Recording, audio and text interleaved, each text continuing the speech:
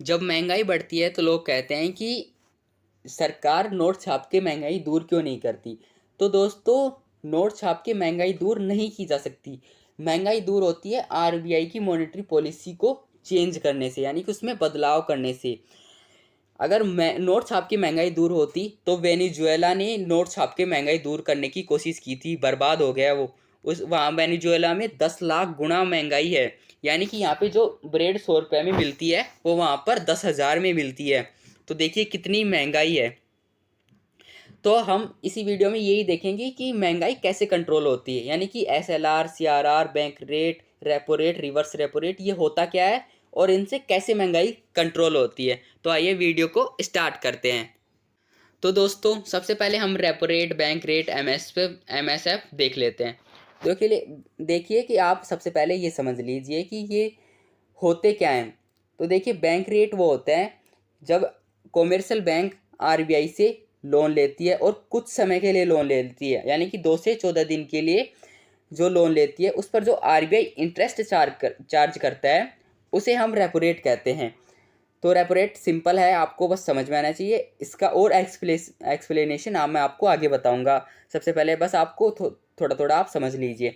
Bank rate क्या होता है, जब कॉमर्शियल बैंक, कोई भी कॉमर्शियल बैंक, यानी कि ज़्यादा समय के लिए लोन लेता है, ज़्यादा समय के लिए लोन लेता है और उस पर जो आरबीआई चार्ज करता है, उसे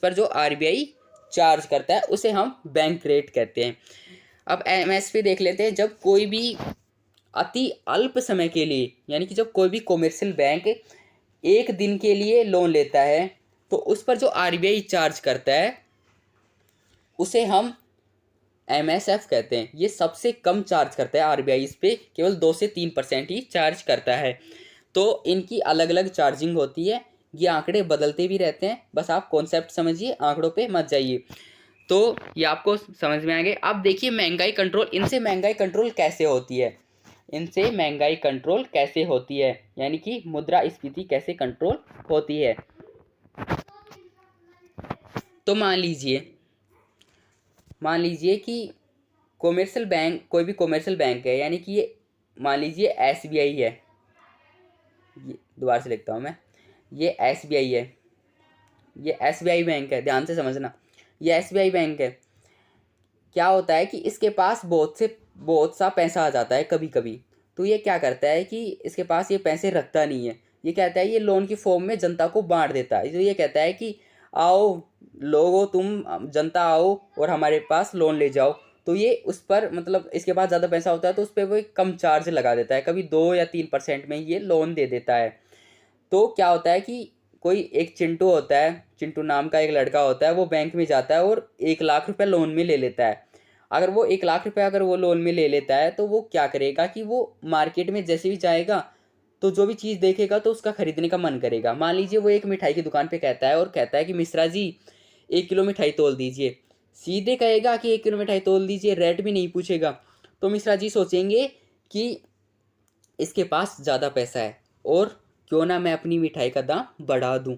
तो जहाँ पर मिठाई 100 रुपये किलो है वहाँ वो मिश्रा जी 150 कर देगा और कहेगा कि 150 है, मतलब 170 थी, हम तुम्हें 150 में लगा रहे हैं। तो चिंटू मतलब खुश होकर 150 में ले लेगा, क्योंकि इसके पास तरलता है, जेब में तरलता है, यानी कि ये लिक्विडिटी है पैसों की, इसलिए ये ज़्यादा दाम में भी मिठाई खरीद रहा है।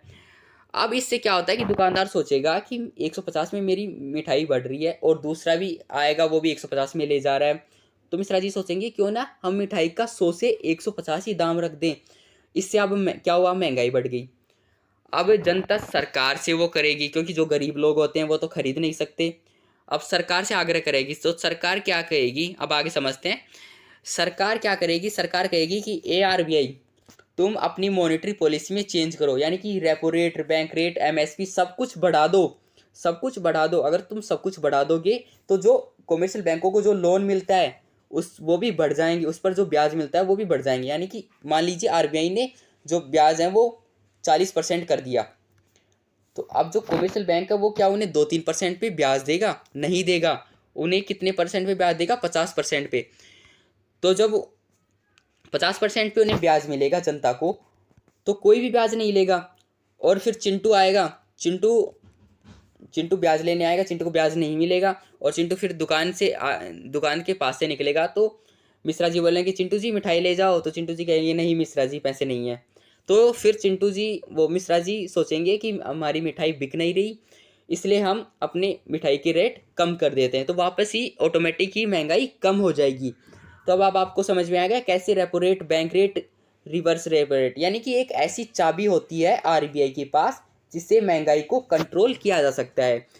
अगर ऑटोमेटिक ही रेपो रेट बढ़ गया और बैंक रेट एमएसपी ये बढ़ गया तो अपने आप ही महंगाई कम हो जाएगी, और रेपो रेट बैंक रेट ये कम हो गया तो महंगाई बढ़ जाएगी, ये समझ लीजिए आप। तो आई होप आपको समझ में आ गया होगा repo rate, bank rate, MSP क्या होता है।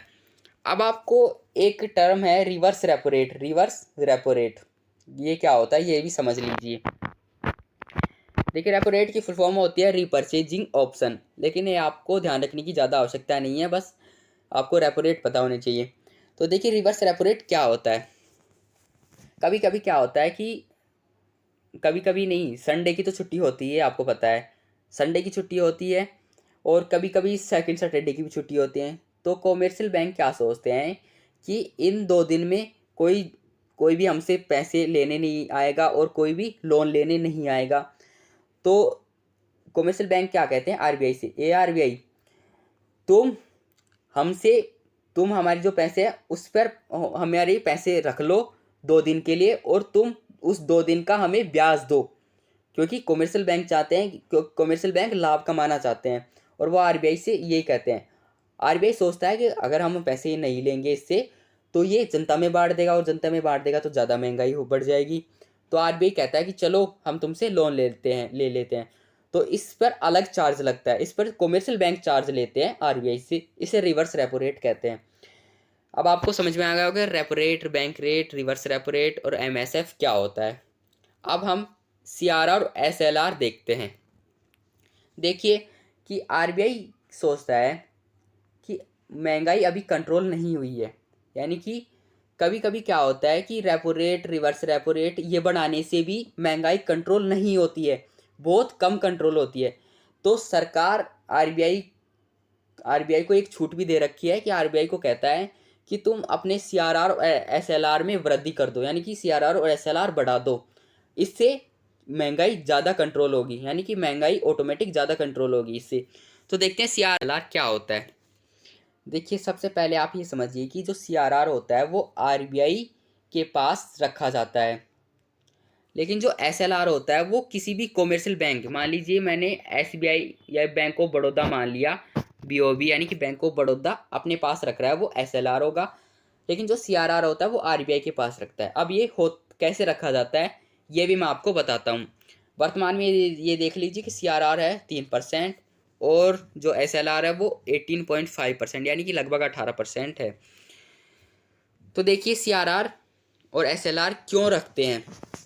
तो देखिए आरबीआई कहता है कि अभी भी महंगाई कंट्रोल नहीं हुई है, यानी कि आरबीआई को लगता है कि अभी भी जो कॉमर्शियल बैंक है वो जनता को ज़्यादा पैसे दे रहे हैं। तो आरबीआई कहता है कि तुम हमारे पास कुछ मतलब पैसे के रूप में कुछ प्रतिशत पैसे हमारे पास जमा करोगे, कुछ परसेंट मनी हमारे पास जमा करोगे, जिसे सीआरआर कहते हैं। और एसएलआर का मतलब होता है कि वाणिज्य बैंक खुद अपने पास रखते हैं, ये भी आरबीआई कहता है। अगर वाणिज्य बैंक ऐसे नहीं करेंगे, कोई भी कमर्शियल बैंक ऐसा नहीं करेगा तो आरबीआई उस पर करोड़ों का चार्ज लगाएगा।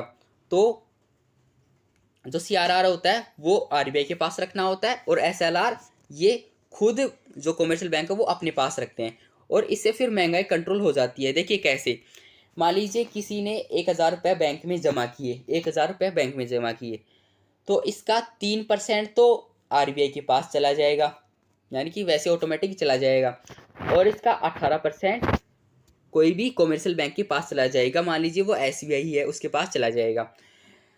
अब इसमें से जो पैसा बचा है वो लोन के फॉर्म में बांटेंगे, तो इसमें से देखिए कितना पैसा बट गया। तो एसएलआर जो होता है वो पास रह के भी दूर होता है, यानी कि बैंकों के पास खुद पैसा होता है एसएलआर, लेकिन वो उसका इस्तेमाल नहीं कर सकते। तो देखिए सीआरआर और एसएलआर आपको समझ में आ गया होगा। तो ये सारे तत्व आरबीआई की मॉनेटरी पॉलिसी के तत्व हैं। आई होप आपको पूरी वीडियो समझ में आई होगी। मिलते हैं नेक्स्ट वीडियो में, तब तक के लिए बाय, धन्यवाद।